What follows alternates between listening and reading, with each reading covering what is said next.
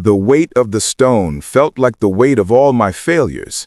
It was rough, heavy, and unforgiving in my sweaty palm. The air, thick with the smell of gutter water and roasted plantain from a nearby stall, clung to me like a shroud.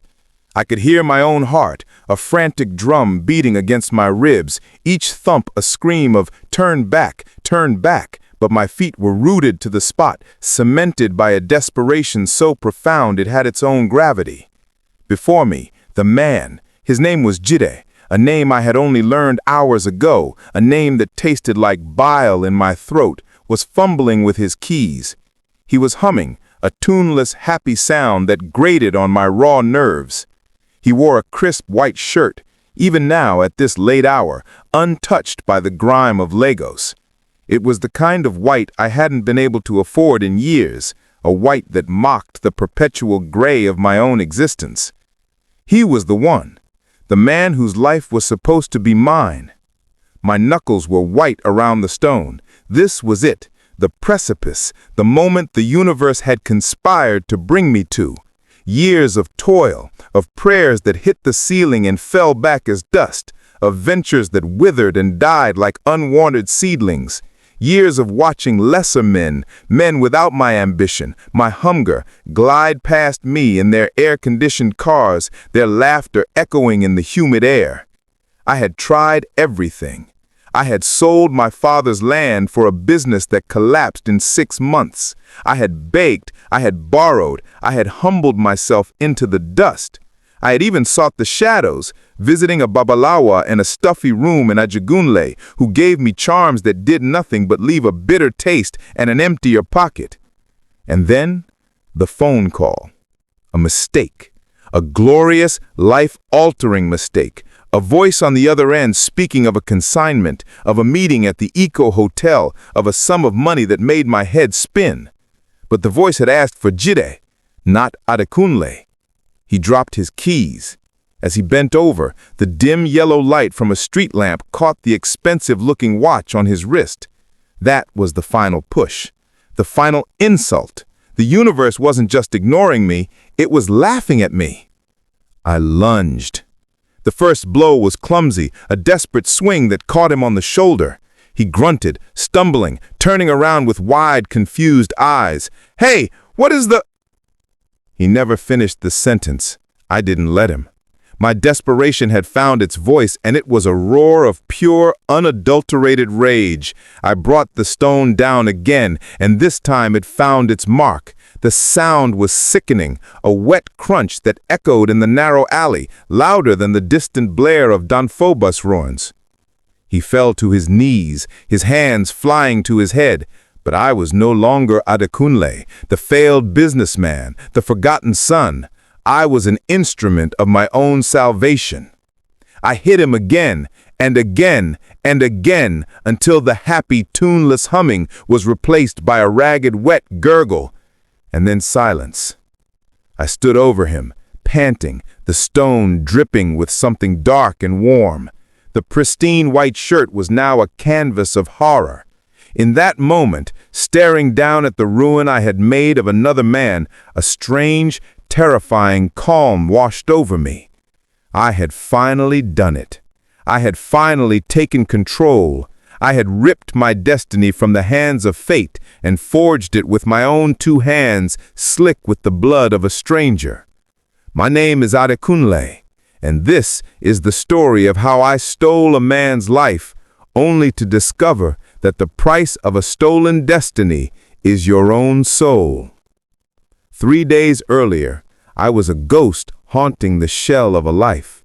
My home was a single, stifling room in a face-me-I-face-you compound in Mushin. The paint on the walls was peeling like sunburnt skin, revealing layers of failed dreams from tenants past. A single mattress lay on the floor, its springs groaning in protest every time I moved. The air was perpetually damp, smelling of mildew and hopelessness. This was my kingdom. I was staring at the ceiling, a geography of water stains and cracks, counting my losses. It was a familiar ritual. There was the poultry farm I started with my entire life savings. It had promised so much. I had pictured myself a magnate, Adekunle Farms, a name that would command respect. But a strange disease, swift and merciless, had swept through the birds, leaving me with nothing but a mountain of debt and the stench of death in my nostrils for months. Then there was the importation business.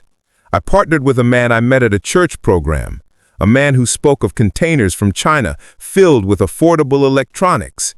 He had a smile that could charm a snake and a Bible in his hand. I gave him the last of the money I borrowed from my sister, Amina. The container, he said, was on the high seas. Then it was at the port, tied up in customs. Then he simply vanished. His phone number became a dead end, a mocking tone that symbolized my own gullibility. I had tried everything. I drove a KK Napep for a while, until the owner hiked the daily rental fee to a point where I was practically working for him. I even tried online forex trading, lured by flashy adverts of young men in Dubai posing with rented Lamborghinis. I lost 200,000 naira in 2 weeks. Each failure was a fresh nail in the coffin of my self-worth. The shame was the worst part. The averted gazes of my former schoolmates, the pity in my sister's eyes when she would slip me a few thousand naira, pretending it was a gift. Amina was a good woman, married to a decent but struggling mechanic. The money she gave me was money her own children needed, and the knowledge of that ate at me, a constant, dull ache in my gut. That morning, hunger was a physical presence in the room, a gnawing beast in my stomach. I hadn't eaten properly in 2 days. My phone, a cheap Techno with a cracked screen, had been silent for just as long. No one called Adekunle anymore. There was nothing to call him for. I finally dragged myself off the mattress. On the small wooden table, next to a half-burnt candle, lay the charm from the Babalawa, a small leather-bound pouch filled with goodness knows what. He called it Onala, the opener of ways. He'd made me perform a ritual, sacrificing a black hen at midnight and washing my face in its blood. He promised that wealth would find me, that my path would be cleared. That was a month ago. The only thing that had been cleared was my wallet. I picked up the useless leather charm and was about to fling it against the wall when my phone vibrated. The screen lit up with an unknown number. My heart gave a pathetic flutter of hope. Maybe a job I applied for. Maybe someone who owed me money had decided to pay up. I swiped the screen. Hello? My voice was a croak. A man's voice, smooth and deep, spoke from the other end. Jide, is that you? My mind raced. I didn't know any Jide. It was a wrong number. Disappointment, sharp and swift, pierced through me. I'm sorry, you have the wrong number, I said, my thumb already moving to end the call. Wait, the voice commanded, a sudden urgency in it. Is this not 0803? He recited the number on my screen, my number. Yes, this is my number, I said, confused. But my name is not Jide. There was a pause. I could hear a faint sound of rustling papers. The number was given to me for Jide Okoro. This is very important. It concerns the Apapa consignment. The Eagle has landed. A consignment? Apapa? The words meant nothing to me, but they dripped with the promise of money. My mind, starved of hope, began to spin 1,000 possibilities. What if I just played along? What was the worst that could happen? Ah, yes, Jide. This is he. I was just... You caught me at a bad time. The network here is terrible.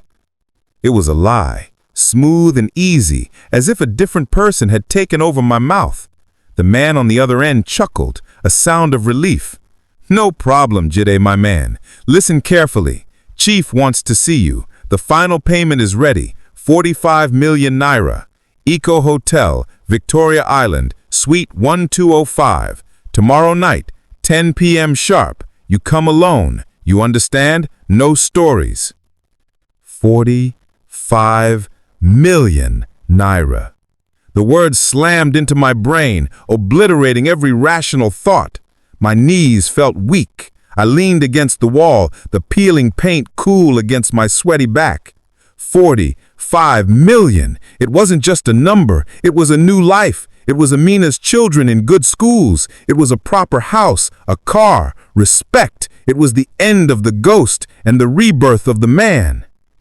I understand. Suite 1205, Eco Hotel, 10 p.m. Don't be late. Chief does not like to be kept waiting. The line went dead. I stared at the phone in my hand, my cracked screen reflecting a man I no longer recognized. The room was the same, the smell of poverty was the same, but something inside me had shifted. The useless leather charm lay on the table, the opener of ways. A cold, terrifying thought began to form in my mind. The charm had worked. The way had been opened, but it had opened for